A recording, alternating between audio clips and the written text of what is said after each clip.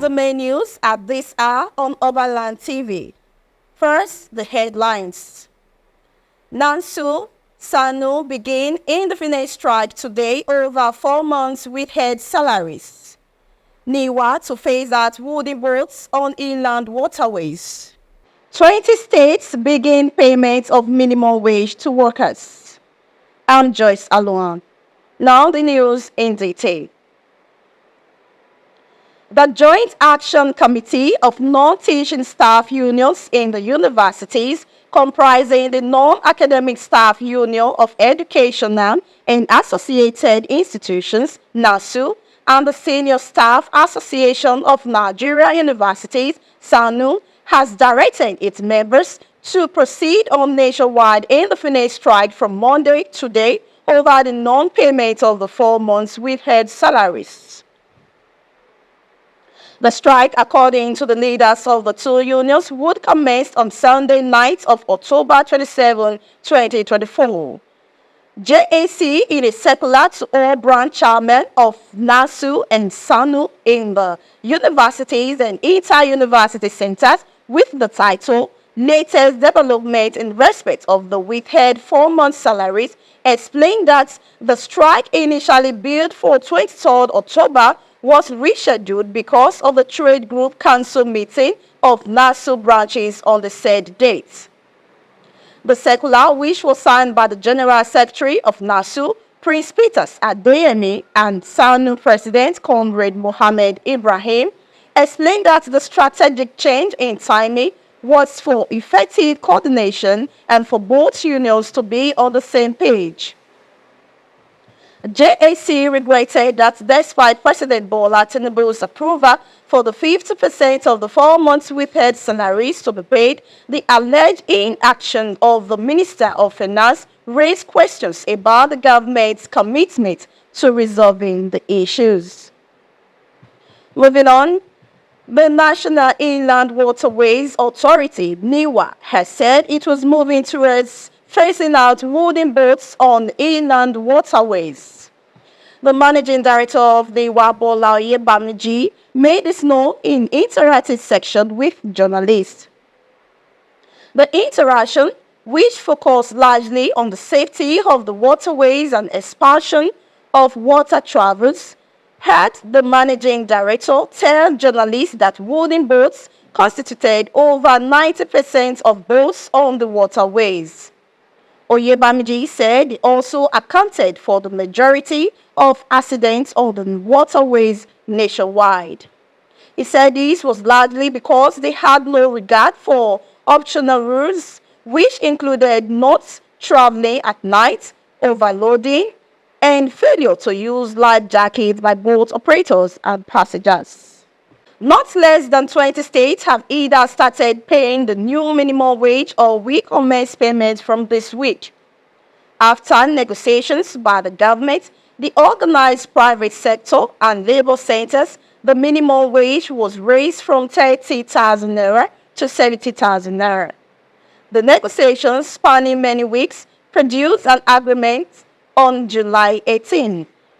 The bill giving effect to the agreement passed by the National Assembly was signed into law by President Bola Ahmed Tinubu on July 29.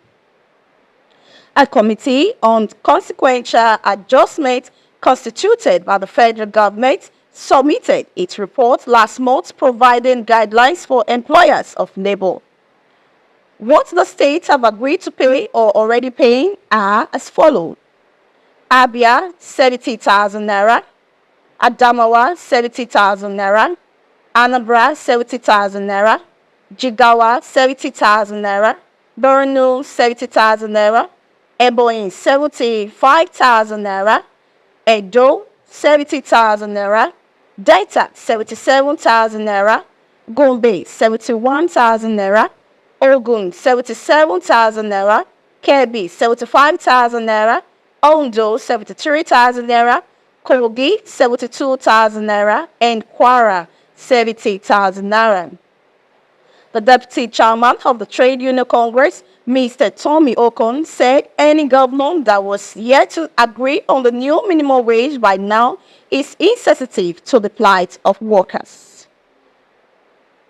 On business news, as fuel consumption plummets nationwide due to soaring prices, oil marketers have expressed concern over significant losses, with around 10,000 oil dealers about to shut down.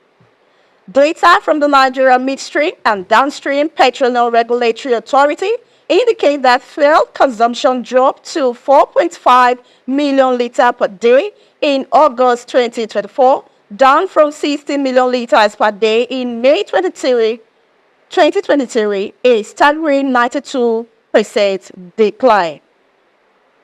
The data also showed that only 16 out of the 36 states received fuel from the Nigerian National Petroleum Company Limited in August, leading to widespread shortage.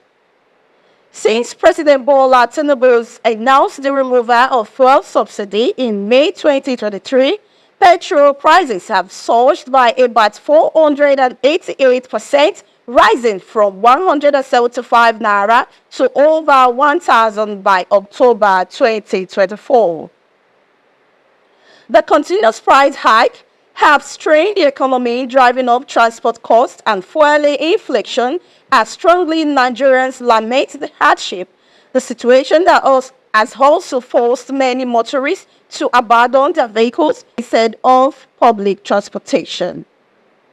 On entertainment news, Omowumi, widow of the late singer and rapper Ileroluwa Anloba, aka Mohbad, has expressed readiness to conduct a DNA test to determine the paternity of their only son, Liam.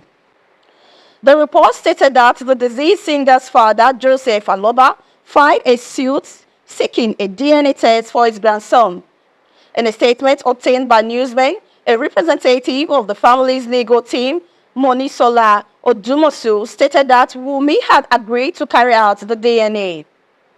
Odumosu added that this was followed by the settlement terms